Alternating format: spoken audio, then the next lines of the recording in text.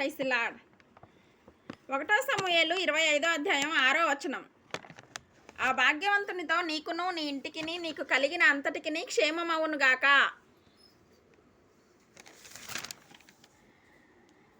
మార్పులేని కఠిన హృదయులుగా మనం ఉండొద్దు. ఎందరైతే దేవుని సన్నిధిలో వారి హృదయాన్ని రాతిగా చేసుకుంటారో మన జీవితంలో ప్రభు ఇచ్చే ఆశీర్వాదాలు వారు పొందలేరు. నా ప్రక్కనోడు దేవుని ఆత్మ పొందుకుంటాడు, పొందకుండా కూర్చుంటారు చాలామంది. వాళ్ళు విడుదల పొంది ఉంటారు, వీళ్ళు విడుదల లేకుండా ఉంటారు. వారికి సమాధానం వస్తుంది, వీరికి సమాధానం రాదు. వారికి మేలు కలుగుతుంది, వీరికి మేలు కలగదు.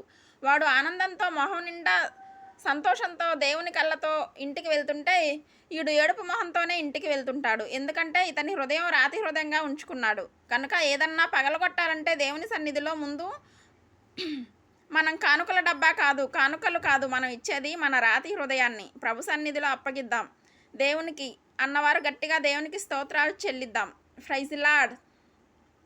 ఆయనే మనలను స్వస్థపరుస్తాడు. మనం గాయపరచబడ్డాం, రోగాలతో ఉన్నాం, శ్రమలలో సమస్యలతో ఉన్నాం. ఆయనే మనలను బాగు చేస్తాడు.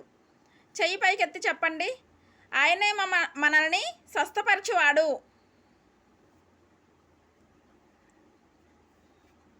ఆ మాట వినపడాలి మరొక్కసారి గట్టిగా.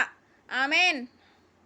ఒకవేళ నువ్వు కొట్టబడ్డావేమో, ఇబ్బందుల పాలయ్యావేమో, కొన్ని పరిస్థితులు నిన్ను తారుమారుగా చేసి ఉండవచ్చు. ఆర్థికంగా, ఆత్మీయంగా, శరీరపరంగా, కుటుంబపరంగా అనేక రకాలుగా కొట్టబడిన వారులారా, మీరింకా ఎక్కడికి వెళ్ళినా అధికమైన ఇబ్బందులే తప్ప దేవా నీ యొద్దకు వచ్చుచున్నాను అన్నప్పుడు ఆయన నిన్ను బాగు చేస్తాడు. దేవుని బిడ్డ,